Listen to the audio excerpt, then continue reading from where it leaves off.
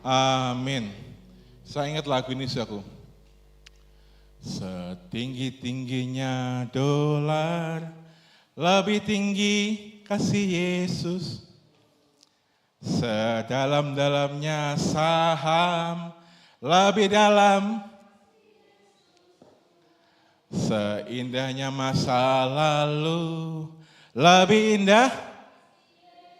Yang lebih keras, kasih Yesus. Kasih Yesus mengalahkan segalanya. Ayo, kasih Yesus. Oh, mengalahkan segalanya. Ya, tepuk tangan buat Yesus saudaraku. Silakan duduk saudaraku. Percayalah bahwa dalam keadaan apapun, Yesus selalu bersama-sama dengan kita. Yang percaya katakan, amin. Kita baca judul khotbah kita hari ini saudaraku ya. 1, 2, 3. Yuk, jangan takut, yang menyertai kita lebih banyak. Yang menyertai kita lebih banyak, saudaraku. Ya, Alkitab dalam 2 Raja-Raja 6 ayat 16 sampai ke 17 berkata seperti ini, saudaraku. Jawabnya, jangan takut, sebab lebih banyak yang menyertai kita daripada yang menyertai apa? Mereka. 17, lalu berdoalah Elisa, ya Tuhan, bukakanlah kiranya matanya supaya ia melihat. Maka Tuhan membuka mata bujang itu sehingga ia melihat. Tampaklah gunung itu penuh dengan kuda dan kereta berapi sekeliling Elisa. Jadi ceritanya begini saudaraku. Pada suatu masa Israel berperang dengan Aram saudaraku. Nah, Raja Aram ini bingung. Kok tiap kali kita menyerang Israel, mereka kok selalu tahu siasatnya kita, mereka kok selalu tahu rencananya kita. Lalu Panglima Aram berkata seperti ini, saudaraku, Tuanku Raja, karena di sana ada nabi yang namanya siapa? Elisa, yang selalu membocorkan rencana kita. Sehingga tiap kali kita mau menyerang Israel, mereka selalu tahu satu langkah di depan kita. Nah akhirnya Raja Aram memutuskan untuk menyerbu kediaman Elisa, saudaraku. Ceritanya seperti itu, saudaraku. Lalu pasukan Aram datanglah ke tempatnya Elisa. Dilihatnya, saudaraku, bujang atau murid Elisa ini bahwa mereka sudah dikepung oleh pasukan Aram, saudaraku. Dan dia ketakutan karena begitu banyak, saudaraku, yang akan menyergap mereka, saudaraku. Nah, seharusnya ketakutan ini enggak terjadi, saudaraku. Seharusnya. Mengapa, saudaraku? Karena Elisa adalah nabi pilihan Tuhan. Dan Israel sudah mengakuinya walaupun tidak ada surat tertulis. Tidak ada surat pengangkatan bahwa oh ini nabi resmi Israel itu Elisa.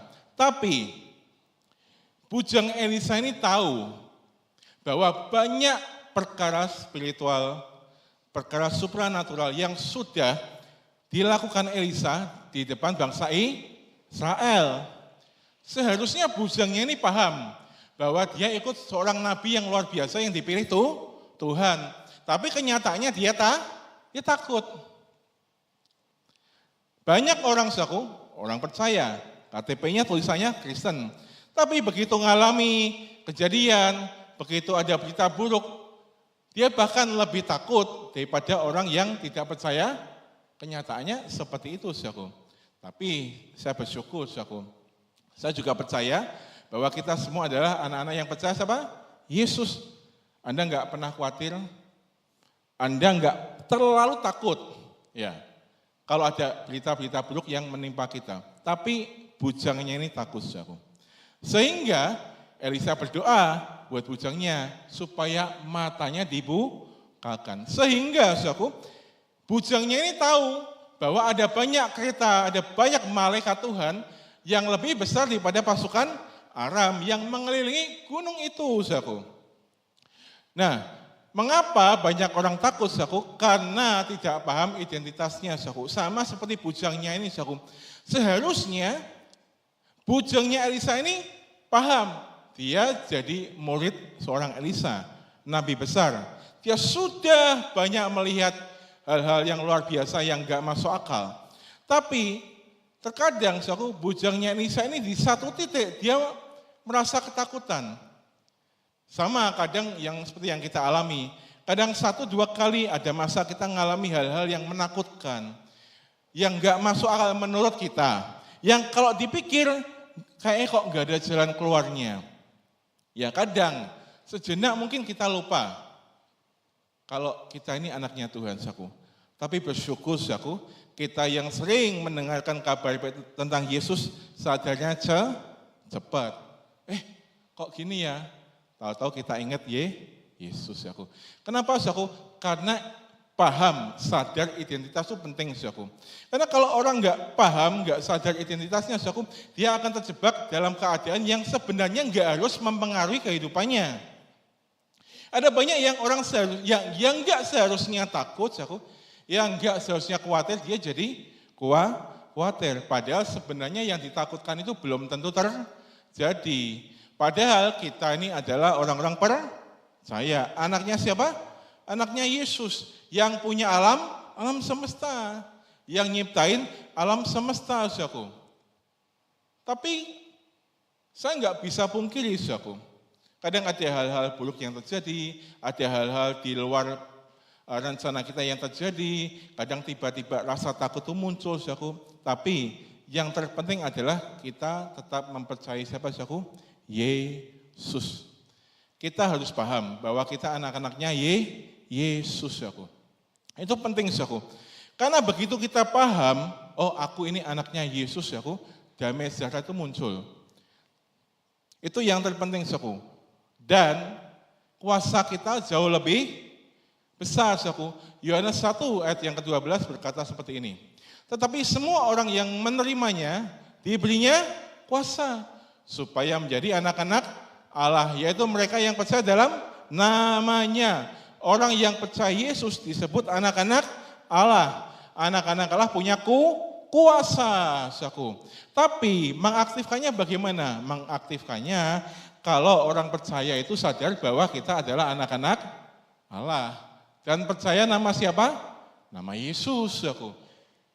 Ketika kita sadar bahwa kita ada anak-anaknya Tuhan, kita percaya nama Yesus, saudaraku, kita punya kuasa. Enggak ada suatu hal-hal di dunia ini yang perlu kita khawatirkan. Hal-hal yang terjadi di dunia ini kecil, saudaraku. Sedangkan Tuhan, Allah yang kita sembah, Dia yang menciptakan segala apa? Segala sesuatu. Kenapa kita harus takut? Kenapa kita harus khawatir terhadap masalah yang kita alami di permukaan? Sedangkan kita punya Tuhan yang menciptakan segala sesuatu. Segala sesuatu, saudaraku. Roma 8 ayat yang ke-31. Sebab itu apakah yang akan kita katakan tentang semuanya itu? Jika Allah di pihak kita, siapakah yang akan melawan kita? Saya punya ilustrasi, saudaraku, agak sedikit konyol, tapi ini akan membuat kita lebih mudah mengerti, saudaraku. Saya punya pertanyaan begini, saudaraku. Siapa yang sering atau kadang atau pernah nonton drama Cina? Ya, siapa? Ya, oh, jangan-jangan tiap hari itu, saudaraku ya. Ini ceritanya, saudaraku, biasanya. Model ceritanya kan banyak, saudaraku. Tapi yang kita paling, masih Anda senyum, mesti langganan tuh, saudaraku.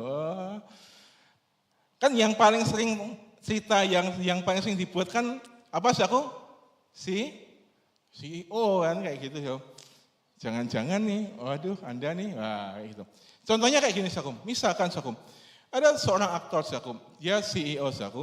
Ini drama, saudara ya. Kemudian dia menyamar jadi office boy atau office girl, saudaraku. Di belakangnya ada banyak konglo yang mendukung dia. Ceritanya dia nyamar tuh, saudaraku, jadi office boy atau cleaning service lah kayak gitu ya, saudara ya. Lalu dia masuklah ke perusahaan, ya. Ya, ada orang yang membuli dia, ada orang yang berbuat jahat kepada dia, ada orang yang berbuat tidak baik kepada perusahaan di tempatnya kerja, memanipulasi. Kemudian dia akan lebih cerewet, saudaraku. Kalau ada yang bully, dia akan pak gitu, saudaraku. Orang bilang, loh kamu kok berani-beraninya kayak gitu. Orang berpikir bahwa oh dia office boy semata, dia cuma cleaning service doang. Tapi orang yang gambar ini, yang nyamar ini sebenarnya apa, saudaraku? Pinter. Nonton nih tiap hari mesti, saudaraku. Saudaraku bayangkan, sebenarnya ini ilustrasi, saudaraku. Tapi jangan Anda menganggap dia ada CEO, terus langsung ke gedung Soma Merdeka. Terus kamu semua, saya pecat. Ya enggak gitu, saudaraku. Tapi ilustrasinya seperti itu, saudaraku. Seharusnya kan kita enggak takut apapun, toh, saudaraku. Ya, walaupun kita mungkin enggak mempunyai sumber daya apapun untuk menghadapi apa yang di depan kita, tapi kita tahu bahwa di dalam diri kita, ya, ada entitas yang selalu mendukung kita. Namanya siapa, saudaraku? Yesus, saudaraku. Kenapa kita harus khawatir kalau Tuhan Yesus yang menciptakan seluruh dunia ini?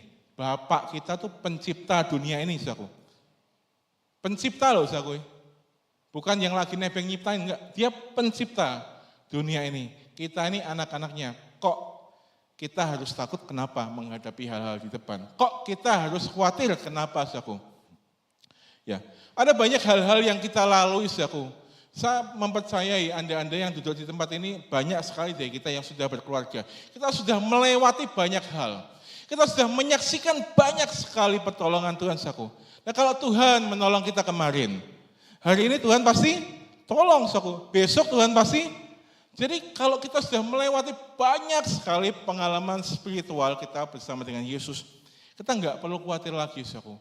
Kita sudah menyaksikan dari kita sekolah muda, kita berumah tangga, pertolongan Tuhan itu ajaib, luar biasa. Meskipun nanti di depan ada lebih besar lagi tantangan, kita mengatakan jikalau di pihak kita, siapa yang melawan kita? Enggak ada, saudaraku. Yang perlu kita garis bawahi adalah kita mempercayai Yesus sebagai juru selamat pribadi.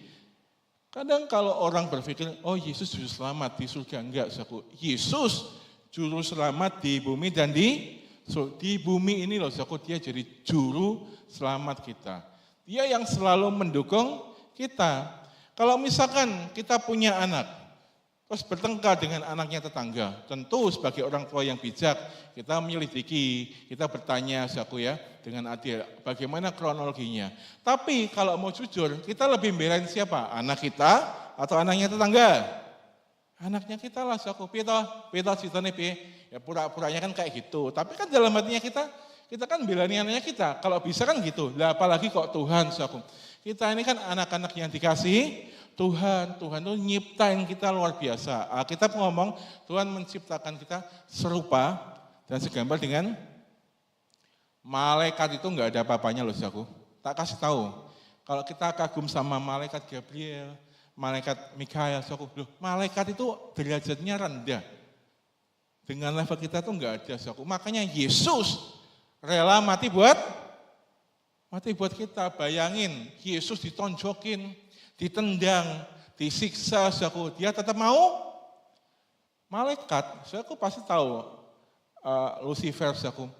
Dia pengen merebut tahtanya Allah. Dia merasa bisa menyayangi Tuhan. Kemudian Lucifer ditendang dari surga, saudaraku. Itu malaikat. Lah kita, saudaraku harus tahu, kita tuh sangat-sangat dikasihi Yesus, saudaraku.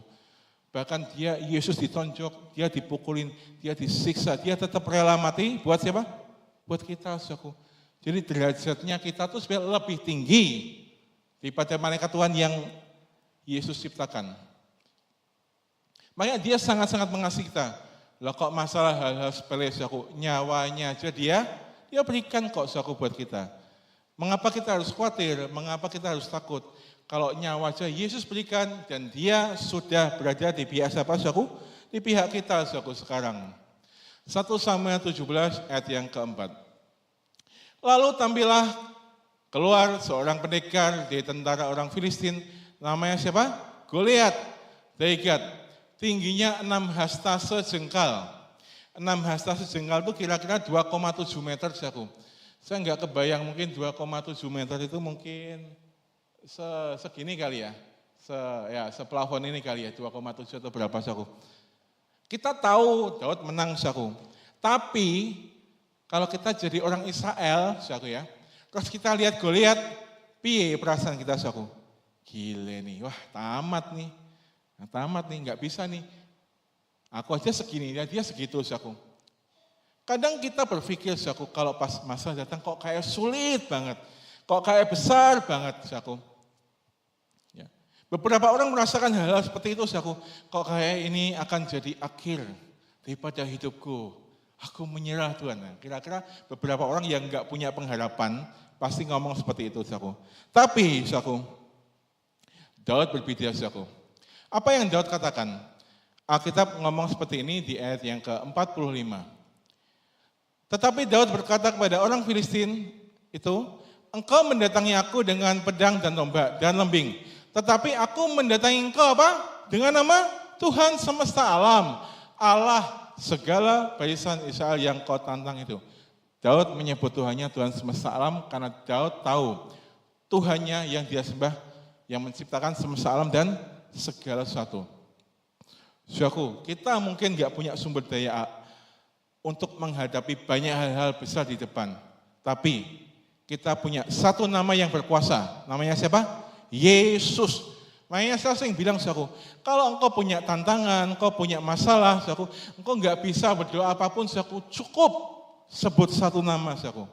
Nama Yesus, saudaraku. Itu nama yang berkuasa. Kalau hatimu sudah berbeban berat, engkau sudah sulit mau doa apa, bingung dan sebagainya, saudaraku. Ada orang yang kadang ngomong, saudaraku, susah di kamar loh, doa sih, ngomong nggak berani, saudaraku. Saking mungkin dia ragu terhadap masa depannya, saking dia pesimis terhadap masa depannya, tapi ada satu nama yang bisa engkau perkatakan dalam setiap engkau kesusahan, nama Yesus. Kalau engkau mungkin lagi susah, engkau cuma bisa ngomong, Yesus tolong aku. Enggak apa-apa, enggak ada masalah, saudaraku. Enggak ada masalah. Bahkan kita berkata, kita dikaruniakan Roh Kudus. Dan dia yang mendoakan kita kepada Tuhan dengan keluhan-keluhan yang tidak terucapkan. Enggak luar biasa, saudaraku. So, jadi Daud, meskipun Daud punya ketapel, tapi Daud ngomong apa? Dia akan mengalahkan Goliat dengan nama Tuhan. Saya tahu kita punya kendaraan.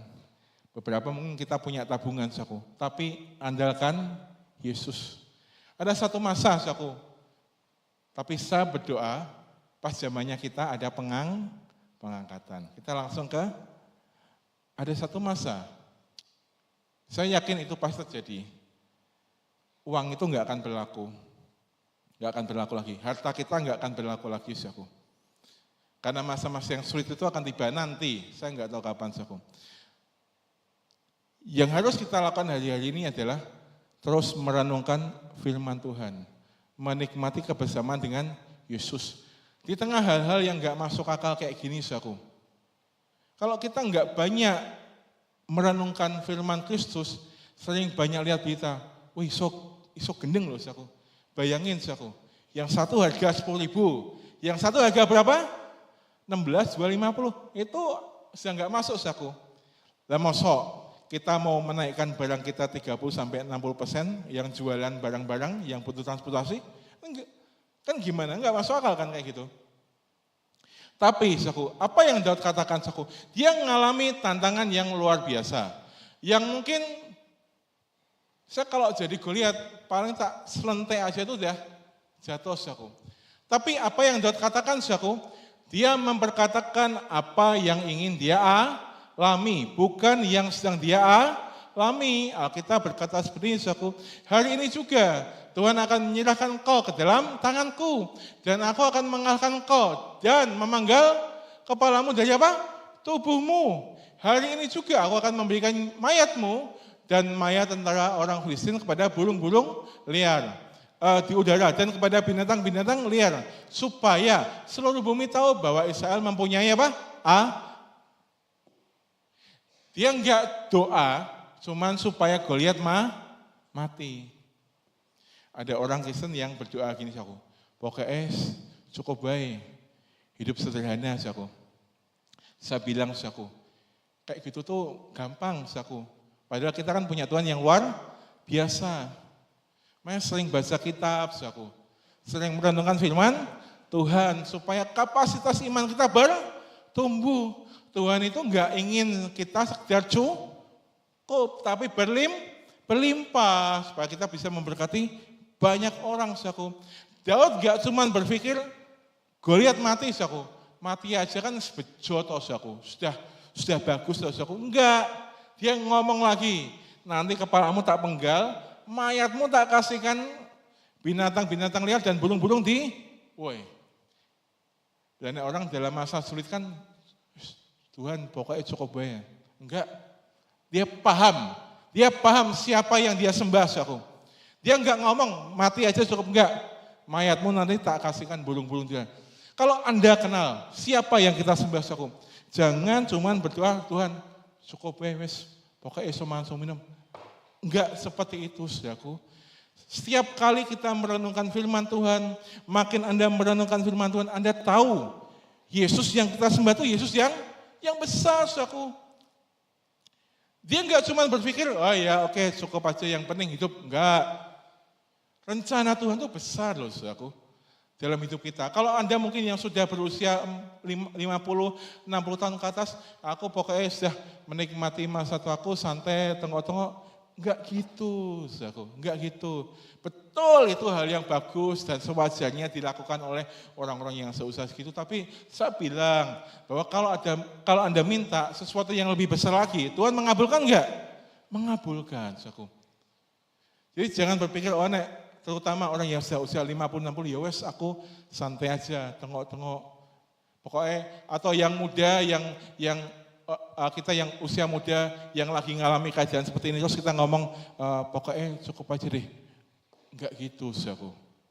Memang hal-hal yang kita hadapi mungkin sulit, terutama pada masa-masa ini, tapi Daud ini ngomong, enggak, aku enggak cuma mau bunuh kamu. Nek bisa mayatmu sama semua orang tak kasih tuh binatang-binatang supaya dimakan. Loh, keberanian apa toh, saudaraku? Kalau dia enggak punya pendukung, dia enggak punya pihak, dia enggak punya entitas yang mendukung dia, saudaraku. Tapi dia sadar, saudaraku, dia didukung oleh seorang pribadi, saudaraku, yang hari ini kita kenal dengan nama Tuhan Yesus Kristus, saudaraku. Hidup kita enggak biasa-biasa aja tuh. Keadaan memang sulit, ya. Terutama hari-hari ini, banyak hal yang enggak masuk akal terjadi, banyak orang-orang ketakutan dengan keadaan-keadaan hari ini, tapi jangan pernah berpikir hanya, sudah pokoknya orang bisa hidup aja, bersyukur. Enggak gitu, saudaraku. Merenungkan firman Tuhan, kenal Yesus supaya kapasitas iman kita tuh bertumbuh. Sehingga kita tuh enggak mikir cuma cukup. Mikirnya apa? Berlimpah. Ben aku bisa bantu orang yang di sana, ben orang yang di sana tuh bisa kenal Injil, ben orang yang di sana tuh tertolong. Kita memikirnya seperti itu, saudaraku. Sekalipun kita melihat sekeliling kita, saudaraku, kayak kok sulit. Enggak takut aja Nah, kadang itu pikiran-pikiran orang biasa. Tapi Alkitab memberitahukan kepada kita, jangan hidup biasa-biasa aja, saudaraku. Memang kalau kita lihat dengan mata jasmani kita, saudaraku, sepertinya kok enggak ada kesempatan. Sepertinya kok sulit ya. Tapi nanti kita akan banyak belajar lagi, saudaraku. Ulangan 31, ayat yang ke-8. Sebab Tuhan, Dia sendiri akan berjalan di depanmu. Dia sendiri akan menyertai engkau. Dia tidak akan membiarkan engkau dan tidak akan meninggalkan apa? Engkau. Jangan takut dan janganlah patah hati. Ini perjanjian lama. Ayat yang artinya sama dalam perjanjian baru juga berkata seperti ini, saudaraku. Matius 1 ayat yang ke-23. Sesungguhnya anak darah itu akan mengandung dan melahirkan apa? Seorang anak laki-laki, dan mereka akan menamakan dia apa? Immanuel, yang berarti Allah menyertai kita. Sudah cukup, saudaraku. Ada banyak ayat yang ngomong tentang penyertaan Tuhan. Tapi dari dua ayat ini sudah cukup jelas bahwa Tuhan menyertai kita. Dimanapun Anda berada, apapun yang Anda kerjakan, Tuhan menyertai. Jangan merasa sendirian. Meskipun hari ini kita tidak melihat Roh Kudus itu bentuknya seperti apa. Yesus kok enggak nampak di sampingku ya. Saudaraku, kita tidak sendiri. Kalau ada beberapa di antara kita yang lagi mengalami tantangan, terus kita merasa kok enggak terjadi apa-apa ya. Saya bilang bahwa di dalam kesendirian kita, ada Roh Kudus yang menemani kita.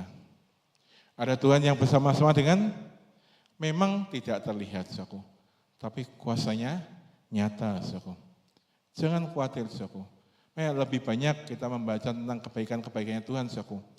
Daripada berita-berita yang enggak jelas kebenarannya, saudaraku. Terus kita komen, zaman makin susah nih. Piye kowe kondisimu? Yang sono nyaut, tapi yang sana bukan orang gereja. Susah ya, piye? Kalau saudara mencari bukti keadaan susah, ke 10 orang, ya saudara nemu. Tapi kalau saudara mencari juga 10 orang yang menikmati kebaikan Tuhan, saudara juga ketemu. Fokusnya jangan ketemu sama orang-orang yang Alkitab ngomong pergaulan buruk merusak kebiasaan yang baik. Terutama kalau lagi zaman-zaman seperti ini, temuilah orang-orang yang bisa menguatkan kita lewat Injil Kristus. So, kalau kita cari kasus yang susah, ya banyak. Tapi kalau kita cari kasus orang-orang yang menikmati kabar baik tentang Yesus, banyak enggak? Ya banyak juga. Cari hal-hal yang menguatkan kita, membuat kita fokus pada pribadinya Yesus. Jangan cari orang atau cari teman, kalau kita merasa sulit gitu, komunitas yang kita merasa, susah kok. Nanti kalau waktunya wabah datang, memang wayahe, bubar. Kalau kita ketemu orang-orang kayak gitu 10 aja, 7 lah. Senin sampai Minggu ketemu orang kayak gitu, udah bubar. Tapi kalau kita setiap hari buka WA, kita baca renungan, ngomong amin, sorenya baleni lagi, baca lagi, engkau akan kuat, engkau akan kuat, banyak-banyak, banyak-banyak kita merenungkan firman Tuhan. Karena saya pernah bilang di dalam Komsel, kalau kita berpikir bahwa pandemi kemarin itu adalah hal yang sulit, saya bilang tidak. Tidak. Dulu banyak hal yang sulit, hari ini banyak hal yang sulit. Di depan lebih banyak lagi hal yang sulit, Makanya bulan kemarin saya bilang bahwa kalau kita berdoa, doa buat Indonesia boleh nggak? Boleh. Tapi kalau ada orang berdoa, Tuhan, pokoknya dalam nama Yesus nggak ada krisis. Dalam nama Yesus nanti dolar dari 18.000 jadi ke 10.000 ya. Saya dengan berani bilang itu nggak akan pernah terjadi. Karena Alkitab sudah ngomong hari-hari ini jahat, dunia ini akan semakin jahat, Berdoalah supaya kita selalu kuat di dalam Yesus lewat firman-Nya. Saya punya dasar kenapa saya ngomong ini tadi, Nanti kita akan lihat, Jadi percayalah bahwa Tuhan menyertai kita. Dia enggak meninggalkan kita dimanapun kita berada. Roh Kudus yang menjagai kita setiap saat. Setiap saat. Sesungguhnya orang yang membusungkan dada tidak lurus hatinya. Tetapi orang benar itu akan hidup oleh percayanya. Makanya kita punya lagu yang dibuat Bu Elsa. Orang benar kan hidup apa? Karena imannya. Bukan karena melihat yang sedang. Kalau kita melihat yang sedang dialami, itu isinya bad news setiap hari, Apalagi lihat kantong, lihat dompet, mungkin, isinya pahlawan Patimura bawa golok set. Enggak ada warna biru, enggak ada warna merahnya. Kita mungkin akan, apalagi buka mbanking.com, masukkan password, terus buka saldo 113,00. Wih, lebih berbes milih. Jangan lihat kayak gitu. Lihatlah Yesus, Mempercayai Yesus pakai iman, Jangan pakai kenyataan. Maya pandangilah salib Yesus. Kalau kita banyak-banyak melihat Yesus, kita akan banyak-banyak melihat kebaikan Tuhan. Kalau kita enggak banyak melihat Yesus, kebaikan Tuhan pun tidak terlihat. Padahal Tuhan berbuat baik. Saya ulangi lagi, kalau kita banyak-banyak melihat Yesus, hal yang kadang kita anggap buruk di awal, akan jadi, kita akan lihat, oh ternyata ada hal baik, Tapi kalau kita selalu melihat hal yang buruk, bahkan ada sedikit kebaikan Tuhan kecil, kita nggak akan menganggap itu kebaikan Tuhan, karena fokusnya nggak Tuhan, saudaraku. Daniel 3 ayat yang ke-17 sampai ke-18. Jika Allah kami yang kami puja sanggup melepaskan kami, maka ia akan melepaskan kami dari perapian yang menyala-menyala itu dan dari dalam tanganmu, ya Raja. Tetapi seandainya tidak, hendaklah Tuanku mengetahui, ya Raja, bahwa kami tidak akan memuja dewa Tuanku dan tidak akan menyembah patung emas yang Tuanku dirikan itu. Ada satu peristiwa, Daniel dan teman-temannya tidak mau menyembah dewanya Darius, dan mereka akan dimasukkan ke dalam perapian api yang menyala-nyala. Dalam kitab Israel yang lain, perapian yang menyala-nyala itu punya ketinggian api 22 meter, saudaraku. Makanya kita ngomong bahkan yang mendekat pun terbakar. Itu enggak cuma perapian api kayak orang manggang pizza gitu, enggak, saudaraku. Besar, apinya tingginya 22 meter, saudaraku. Tapi apa yang Daniel dan teman-teman katakan? Kalau Tuhan nolong, puji Tuhan. Terus kalau enggak nolong, piye? Ya enggak apa-apa, aku tetap menyembah Tuhanku Yahweh. Nah, ada banyak orang Kristen yang tahu bahwa percaya itu bukan karena melihat. Tapi ada banyak orang Kristen juga yang, Tuhan, kamu tunjukkan dulu pertolonganmu. Nah, kamu tunjukkan pertolonganmu, nanti aku percaya.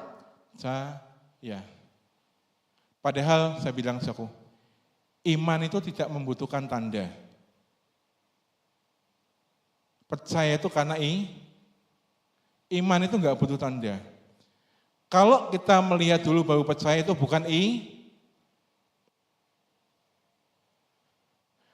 Banyak orang Kristen yang fokusnya sama berkat Tuhan. Tapi kan Pak, kita kan memang pengen berkat Tuhan, betul. Tapi maksud saya adalah begini, saudaraku. Yang sudah fokuskan itu pribadinya Yesus. Makanya banyak orang Kristen yang sudah berdoa lama, yang berharap pada Tuhan, lalu dia berdoa, dan nothing happen, nggak ada sesuatu yang terjadi, saudaraku. Dan dia ngomong seperti ini, saudaraku, loh Tuhan, aku sudah persembahan, aku sudah pelayanan, aku sudah ke gereja, kok aku belum ditolong Tuhan? Saya bilang, orang-orang seperti itu, fokusnya sama berkatnya Tuhan. Dia nggak fokus sama pribadinya Tuhan. Padahal kalau kita fokus sama pribadinya Tuhan, berkat itu apa? Bonus. Nomor 1 tuh, saudaraku, pribadinya Tuhan dulu, saudaraku. Sehingga ketika kita berharap, kita berdoa dan ada hal-hal yang belum terjadi, kita tetap percaya pada Yesus. Nah, kalau ada orang-orang Kristen yang berdoa, Tuhan, aku pengen A, aku pengen B ya Tuhan, besok ya Tuhan. Saya bilang, berarti orang itu hubungannya sama Bapak cuma hubungan transaksional, saudaraku. Pokoknya aku pengen, besok Tuhan. Nah, enggak tercapai, katanya di mimbar khotbah kemarin Tuhan baik. Kok Tuhan enggak tolong aku sudah A Tuhan, aku sudah ini. Kan aku dalam keadaan yang sulit juga Tuhan. Banyak masalah datang Tuhan, aku doa Tuhan. Kok enggak terjadi apa-apa? Itu kalau kita fokus sama berkatnya Tuhan. Tapi kalau kita fokus sama pribadinya Tuhan aku doa. Kalau enggak terjadi apa-apa gimana? Aku tetap percaya Engkau punya rencana yang Engkau damai, saudaraku. Benar, Engkau damai. Karena rencananya Tuhan pasti indah. Enggak kecepatan, enggak telat. Pas. Semuanya pas. Pak, kau kan enggak ngerasa kayak Pak, sing tak alami. Aku manusia, saudaraku. Masih terdiri dari darah dan daging. Masih nginjak tanah, saudaraku. Saya pernah merasakannya seperti Anda. Setiap kita pernah merasakan problem, masalah yang kadang kita sendiri kayak kok berat ya Tuhan. Tapi fokuslah saudaraku sama Tuhan Yesus, saudaraku. Percaya toh, Tuhan itu Tuhan yang baik, saudaraku. Kalau ada problem, ada tantangan, ada masalah, bukan berarti enggak ada Tuhan. Seperti yang pernah saya katakan, kalau langitnya mendung, kalau turun hujan, bukan berarti mataharinya enggak terbit, saudaraku. Mataharinya terbit, saudaraku. Cuman lagi ketutupan, awan aja. Tapi matahari selalu terbit. Tidak selamanya juga hujan. Ya kan? Tidak selamanya juga mendung, saudaraku. Lebih banyak matahari panas, saudaraku. Tidak selamanya tantangan itu ada, saudaraku. Ya, jangan menganggap 1-2 kali hal buruk, lalu Tuhan buruk, saudaraku. Makanya Alkitab ngomong dalam bahasa Inggrisnya bad day, hari buruk. Tapi kalau Alkitab ngomong hari yang baik, Alkitab tulis good days, ada S-nya, jamak. Artinya akan lebih banyak hal-hal baik ya yang kita alami, saudaraku. Kalau ada hal-hal yang semacam ini muncul, saudaraku, percayalah Tuhan menolong, saudaraku. Daniel sama teman-temannya, Tuhan mungkin enggak turunkan hujan, saudaraku. Dia tetap masuk. Tapi Tuhan yang temani mereka. Oh, gitu, saudaraku. Masalah tetap ada, tantangan tetap ada, saudaraku. Tapi Tuhan yang temani kita, jalani masalah itu, saudaraku. Apa enggak Tuhan sohib yang jos, saudaraku. Ya. Teman kita mungkin tinggalin kita, saudaraku.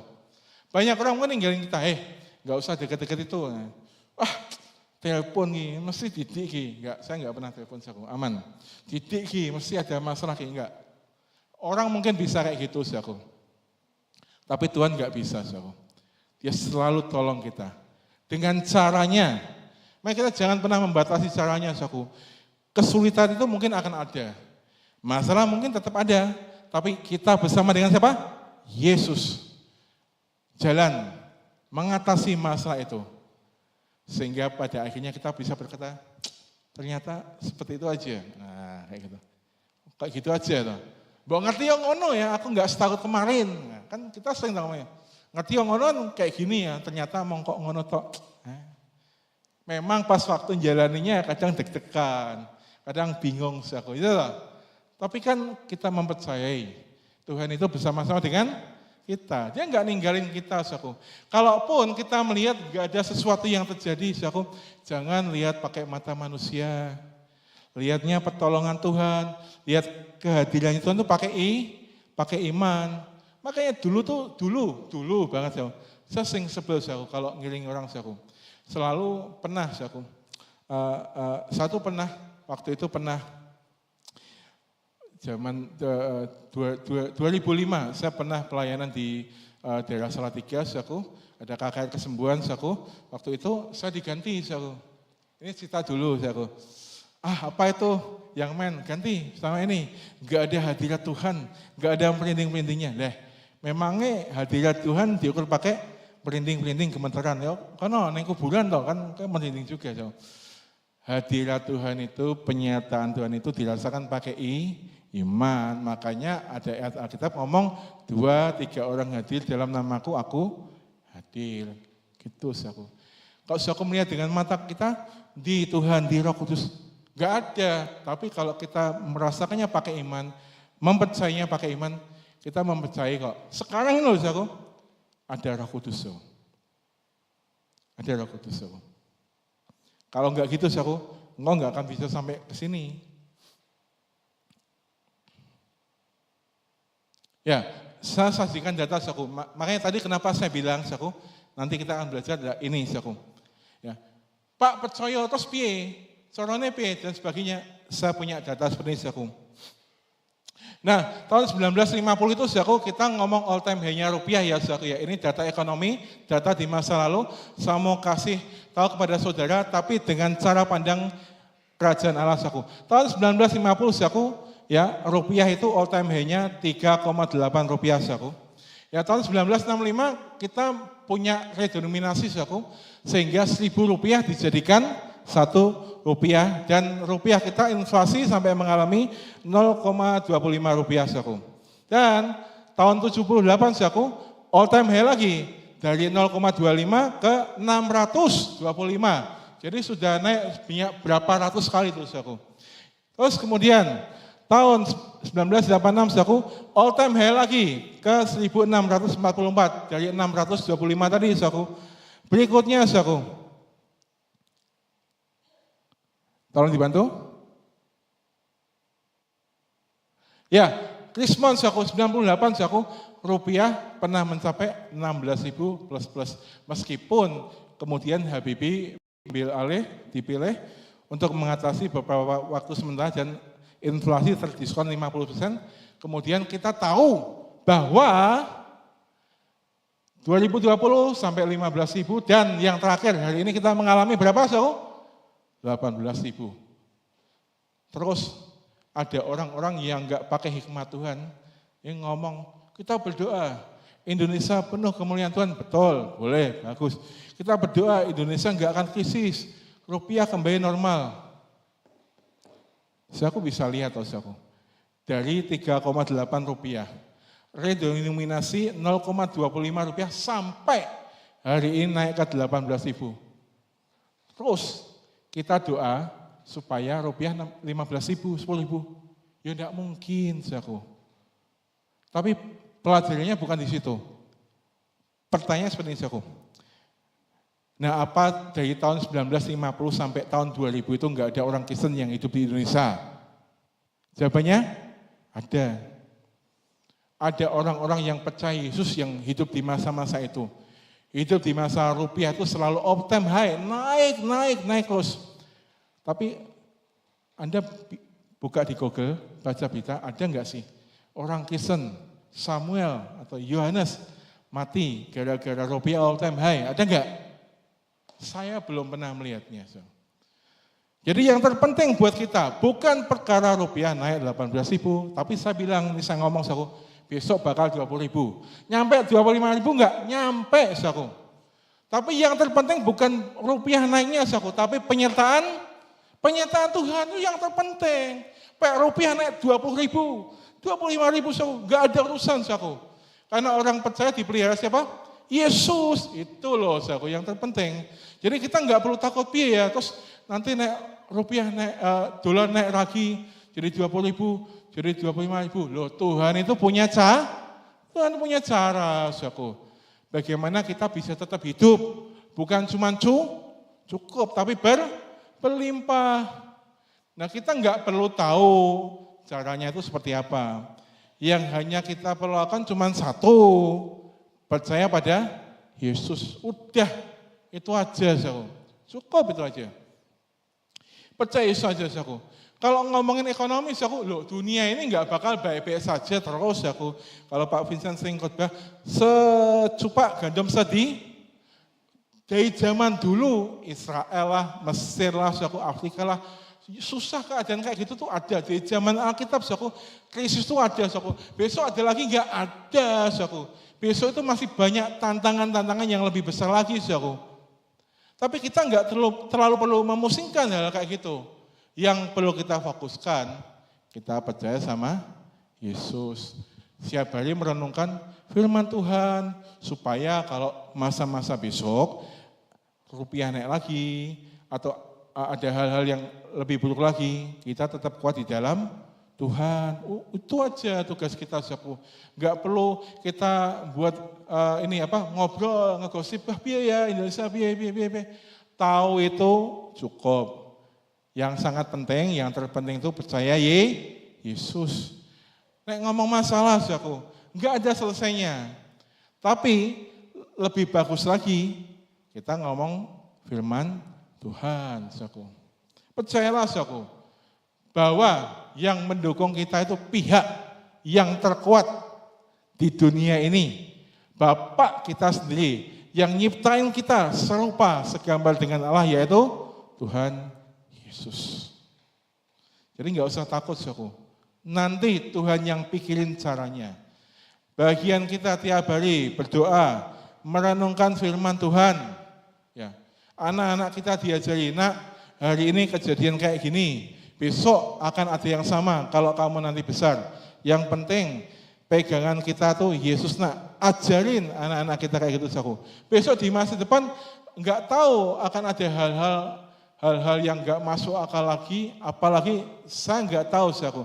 Tapi saya cuma hari ini beritakan bahwa nomor satu kita mempercayai Yesus sebagai juru selamat pribadi kita.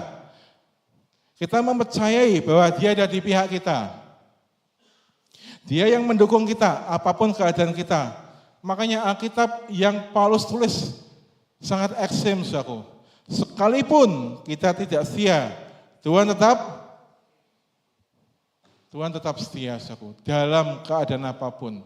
Orang lain boleh tinggalkan, tapi Raja Daud berkata, dari muda sampai tua, aku enggak pernah lihat orang percaya minta, saudaraku. Pak, tapi nek kenyataannya aku sampai di level itu piye? Saudaraku, iman itu enggak butuh tanda, saudaraku.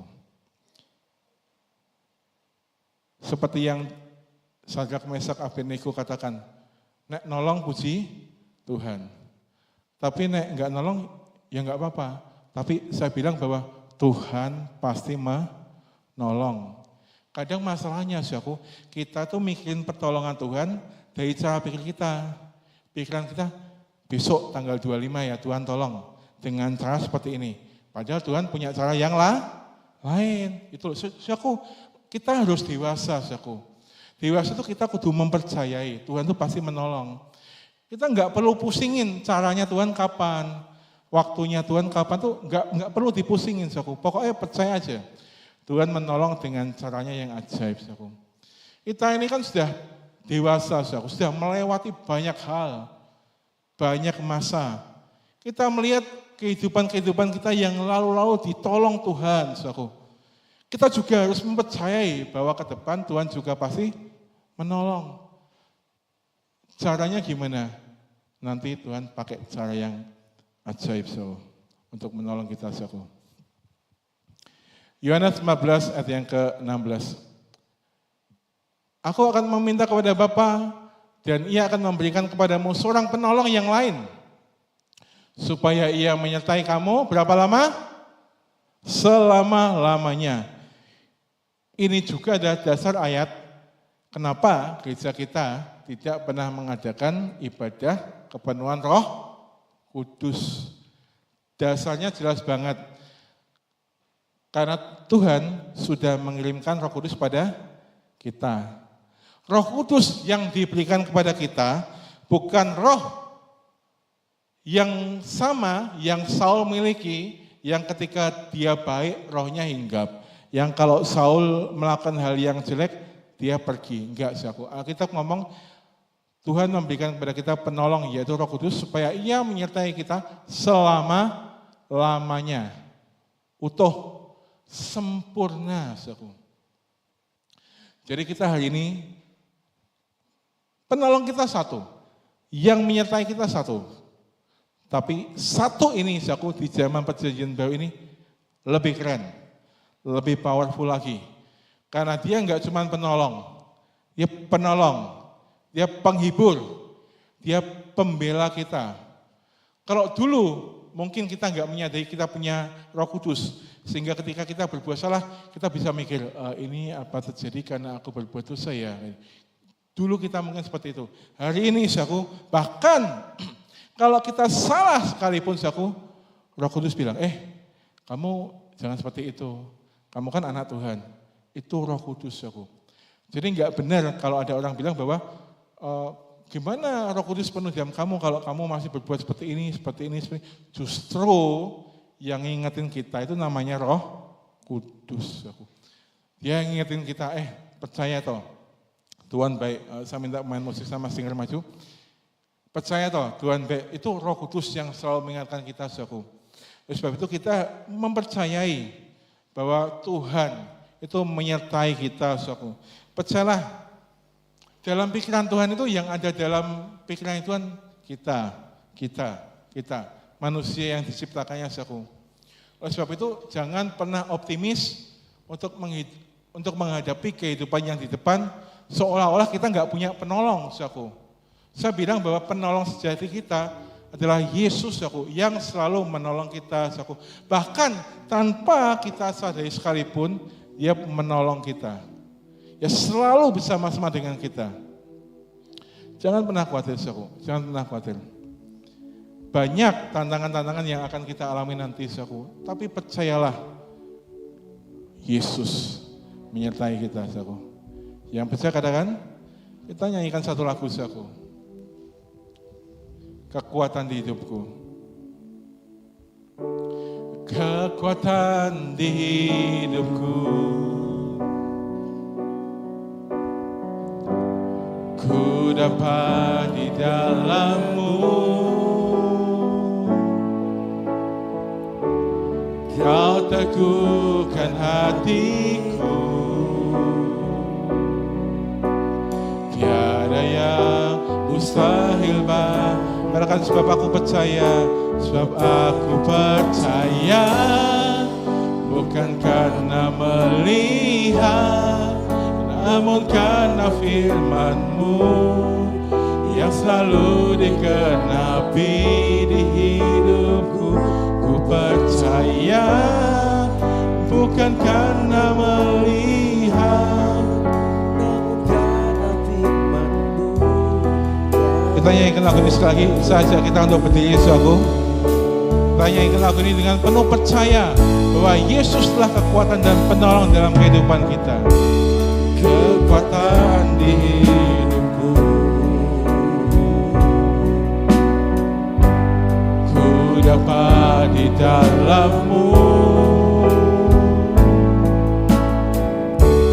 Kau teguhkan hatiku. Tiada yang mustahil bagimu. Sebab aku percaya bukan karena melihat, namun karena firman-Mu yang selalu digenapi. Ku percaya karena melihat, namun karena firman-Mu. Sebab aku percaya bukan karena melihat, namun karena firman-Mu yang selalu digenapi hidup. Percaya karena melihat, namun karena segala sesuatu yang ada di bawah kolong langit ini akan berubah, bergerak. Bahkan firman Allah berkata, situasi di tengah-tengah zaman ini akan bertambah buruk dan bertambah jahat, juga bertambah gelap. Namun ada satu yang tidak akan pernah berubah, yaitu firman Kristus yang telah menjamin hidup kita dengan kuasa dan kemenangannya yang menyertai saudara sampai hari ini, bahkan sampai selama-lamanya. Ada satu yang tidak akan pernah bisa berubah, yaitu kasih setia Tuhan yang telah menjamin kita seperti kasih seorang bapa kepada anak-anaknya. Percayalah saudaraku, lihatlah akan janji-janji firman Tuhan. Jangan melihat apa yang sedang terjadi di tengah-tengah dunia ini. Maka kita akan melihat kemenangan, mujizat, kuasa dari Tuhan dinyatakan sempurna dalam hidup kita. Mari kita nyanyikan lagu ini dengan suara kita yang terbaik, menjadi doa kita, iman percaya kita kepada Tuhan, bahwa firman-Nya tidak pernah gagal, tidak pernah berubah untuk menolong kita, menyertai kita, bahkan menyelamatkan kita. Sebab aku percaya bukan karena, mari angkat tanganmu, angkat wajahmu, serahkan hidupmu hanya kepada firman Kristus. Serahkan segala khawatirmu, ketakutanmu, serahkan segala harapanmu hanya kepada Yesus Kristus, firman yang telah menjadi manusia. Dengan suara yang terbaik katakan, sebab aku percaya bukan karena melihat, namun karena, rasakan firman itu bekerja dalam hidupmu. Sebab percaya bukan karena melihat,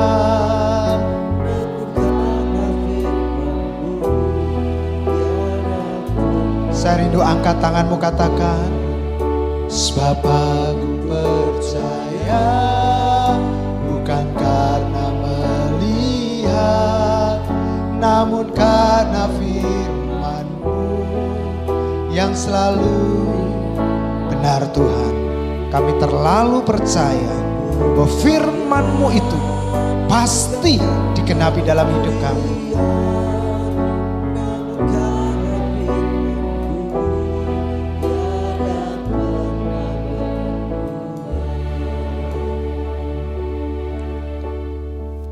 Sebab aku percaya bukan karena melihat, namun karena firman-Mu yang selalu digenapi.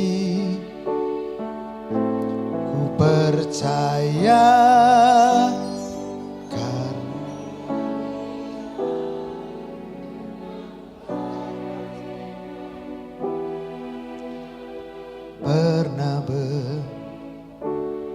Tuhan, terima kasih sebab kasih setiamu atas hidup kami tidak pernah berubah, dulu, sekarang, dan selama-lamanya. Kasih kami bisa berubah, kesetiaan kami bisa berubah, pengharapan iman kami bisa berubah. Namun kami sungguh bersyukur hari ini kami boleh mengenal Yesus Kristus, Tuhan kami, Juru Selamat kami yang tidak pernah berubah. Engkau adalah Tuhan yang setia, bahkan setia terhadap janji-janji-Mu. Karena itu kami sangat percaya dan yakin bahwa hidup kami dijamin dan disertai oleh Tuhan.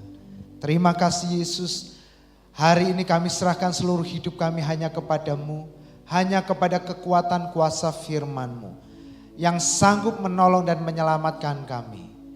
Dan kami percaya setiap perkataan firman-Mu yang telah disampaikan hari ini tidak akan pernah gagal dan selalu berhasil untuk menolong dan menyelamatkan kami. Dan kami percaya Tuhan, kami pulang dengan membawa firman Kristus itu. Dan satu kata dari firman-Mu sanggup mengubahkan seluruh kehidupan kami. Sekarang kami mau berdoa untuk saudara kami, kekasih kami, Bapak Restu yang hari ini pulang kembali ke rumahnya karena tubuhnya mengalami sakit.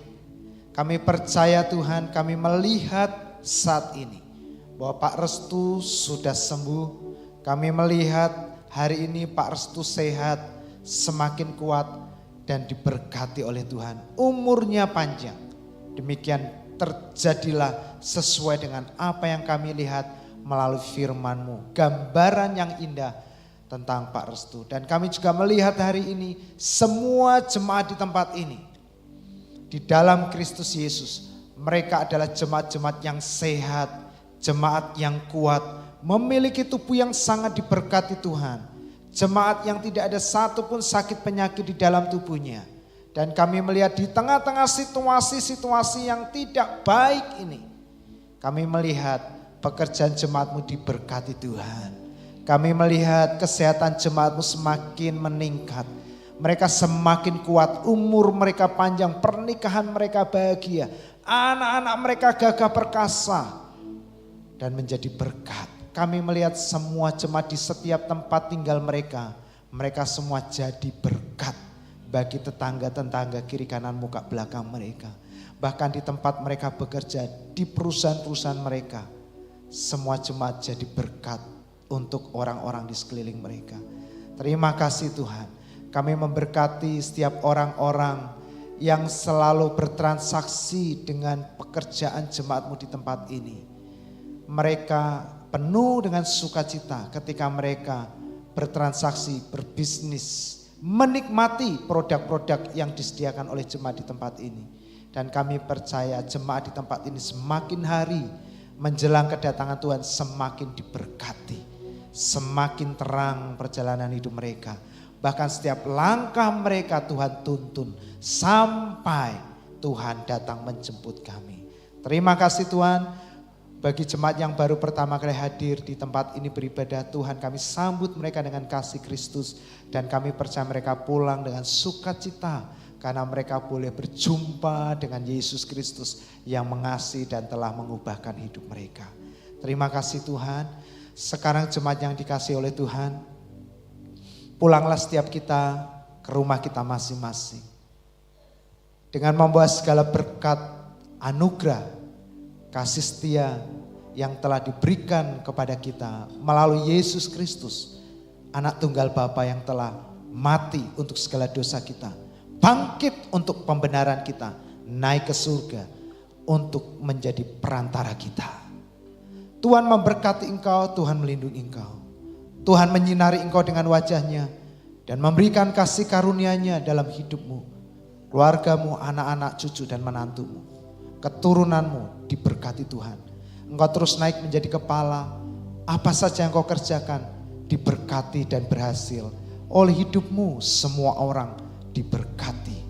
Terlebih gereja Tuhan di tempat ini diberkati dan menjadi berkat, memberitakan kabar baik kepada jiwa-jiwa di kota Semarang ini.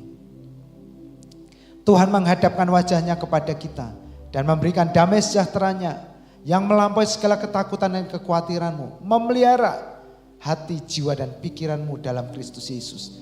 Dalam penyertaan, penghiburan oleh Roh-Nya yang kudus yang telah diutus-Nya tinggal diam dalam hidupmu, menyertai, menolong dan memeteraikan kita menjadi milik Kristus sampai Maranatha. Yesus datang kembali menjemput kita di awan-awan yang permai. Semua jemaat yang berumur panjang, yang percaya engkau adalah orang-orang yang diberkati oleh Tuhan, katakan bersama-sama, amin. Mari kita bersyukur dan katakan bersama-sama, ku yakin Engkau memberkati aku. Di tengah-tengah situasi ini Tuhan, kami percaya berkat-Mu terus berlimpah dalam hidup jemaat-Mu.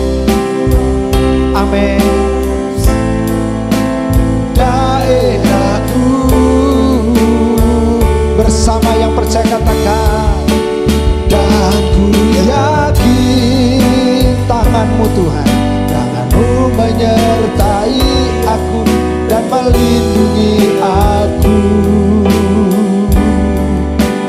daripada malapetaka sehingga kesakitan tidak menimpa aku. Yang percaya katakan bersama-sama, Tuhan mendengarkan